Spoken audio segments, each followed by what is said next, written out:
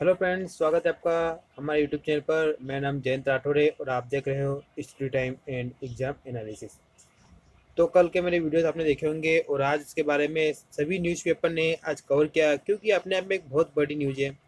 शिक्षा नीति का बदलाव मतलब दोस्तों ये समझिए कि जो पूरा एजुकेशन सिस्टम है वो पूरी तरह से चेंज हो जाएगा। ओके, उसी पर हमने चर्चा की थी, इसलिए बहुत बड़ी न्यूज़ मानी जा रही है, क्योंकि करीबन ये 1986 में शिक्षा नीति बनी थी दोस्तों, उसके बाद अब बन रही है ना। तो शिक्षा नीति 2020 अब ये कब लागू होगी, सबसे बड़ा सवाल ये है ना। और इसमें क्या क्या है प्रावधान, वो कुछ तो मैंने कल आपको बता दिए थे जो शिक्षकों के संबंधित थे। आज कुछ दूसरे प्रावधान भी देखेंगे हम, है ना, जो शिक्षकों के संबंधित तो नहीं है लेकिन स्कूली शिक्षा के संबंधित है।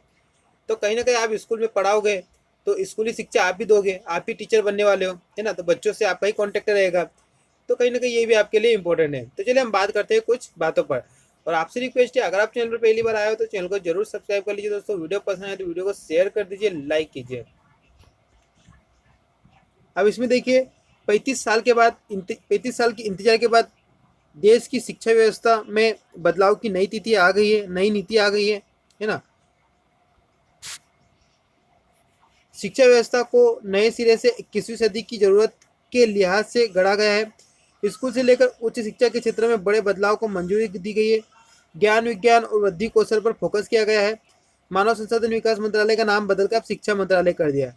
मैं आपको एक बात बता दूं, पहले इसका नाम शिक्षा मंत्रालय ही था। ओके, 1985 में शिक्षा मंत्रालय का नाम बदला गया था ये। ओके, आगे देखिए, देश की शिक्षा को नई दिशा देने के लिए प्रधानमंत्री नरेंद्र मोदी की अगुवाई में बुधवार को कैबिनेट की बैठक में नई शिक्षा नीति की मंजूरी दी गई है। इसके तहत पाठ्यक्रम को मूल मुद्दों तक सीमित रखा जाएगा। मतलब कि दोस्तों अब यहाँ पर क्या होगा, ज़्यादातर आपको पाठ्यक्रम कम रहेगा और जो स्कूल डेवलपमेंट है, वोकेशनल कोर्स है, इन पर आपको ज़्यादा फोकस दिया जाएगा। ज्ञानप्रद वस्तुओं और कौशल विकास को जोड़ा जाएगा। स्कूली शिक्षा के ढांचे को नया रूप दिया गया है। इसमें अब प्री प्राइमरी को जोड़ दिया, मैंने आपको बताया था। ठीक है, पहली से पहले जो क्लासेस लगती है बच्चों की, छोटे छोटे बच्चों की, जो कि अभी तक प्राइवेट स्कूलों में लगती थी और प्राइवेट स्कूल उसको अपने अनुसार ऑर्गेनाइज करते थे। ठीक है, लेकिन अब ये एनसीईआरटी ऑर्गेनाइज करेगी इसको भी, और जिसका पाठ्यक्रम रहेगा वो भी एनसीईआरटी ही तय करेगी। इसके पाठ्यक्रम में बड़े बदलाव की बात की गई है। स्कूलों से बाहर हो चुके करीब 2 करोड़ बच्चों को फिर से जोड़ा जाएगा। इसमें 10वीं और 12वीं फेल हो चुके बच्चे भी शामिल होंगे। इन्हें अब कौशल विकास के तहत रुचि के मुताबिक प्रशिक्षण दिया जाएगा। उच्च शिक्षा में पाठ्यक्रम को कुछ इस प्रकार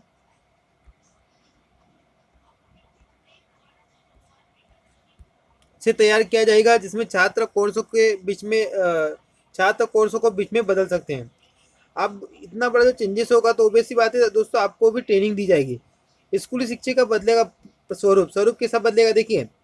अभी तक क्या चला था, 10+2 चला था। ठीक है, 10 के बाद 2 साल आपको 11वीं 12वीं करना पड़ता। अब क्या चलेगा, अब चलेगा 5+3+4। इसमें क्या होगा कि 5 में तो आपका प्री प्राइमरी आएगा, ठीक है, और 2 साल पहली व दूसरी कक्षा। पाँच में क्या आएगा, दूसरी तक आएगा, सेकंड। और फिर तीसरी से 5वीं तक आएगा, इस 3 में आएगा, तीसरी से 5वीं तक। फिर छठी से 8वीं तक इस 3 में आएगा, है ना। और फिर 9वीं से 12वीं तक इस 4 में आ जाएगा। तो इस तरह ये बन गया 5+3+3+4। चलिए आगे देखते हैं। आगे कुछ नहीं है, ठीक है। अब और कुछ मैं बातें आपको बता देता हूँ। शिक्षकों के लिए भी बनेगा एक समान मानक, आप देख सकते हो। शिक्षकों का प्रशिक्षण भी नई शिक्षा नीति के केंद्र में है। अब यहाँ पर आपको एक अलग ही तरीके से प्रशिक्षण दिया जाएगा, क्योंकि जो जितना भी बदलाव है दोस्तों वो बिल्कुल अलग है। और उसके लिए जो जितने भी शिक्षक है और नए शिक्षक है, ये उनको इस तरह का भी प्रशिक्षण नहीं दिया गया। अब इन्हें एक अलग तरह से प्रशिक्षण दिया जाएगा। नीति में मौजूदा शिक्षा व्यवस्था की खामियों को दूर करने की पूरी कोशिश की गई है। इसमें छात्रों के साथ शिक्षकों की गुणवत्ता बढ़ाने के लिए प्रावधान किया गया। मतलब यहाँ पर शिक्षकों पर भी बहुत ज़्यादा ध्यान दिया गया। तो ये समझे दोस्तों कि आपको अलग तरह से ट्रेन किया जाएगा, जिसमें उनकी योग्यता का फायदा छात्रों को मिल सके। इसके लिए अगले 2 साल के भीतर शिक्षकों के लिए राष्ट्रीय स्तर का मानक तैयार किया जाएगा। शिक्षकों के लिए अगले 2 साल के भीतर न्यूनतम डिग्री बीएड होगी, है ना, जो उनकी शैक्षणिक योग्यता के आधार पर 1 से 4 साल की होगी। और अगर आपने एमए कर लिया तो फिर 1 साल की होगी। और अगर आप 12वीं की बात कर रहे हो तो 4 साल की होगी, है ना। तो ये कब तक होगा, ये 2030 तक होगा। ये बीएड का मैं बोल रहा हूँ, बीएड का 4 साल का बीएड 2030 तक होगा।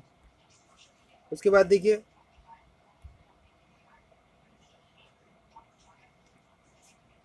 बीएड की 2 साल की डिग्री उन ग्रेजुएट छात्रों को मिल सकेगी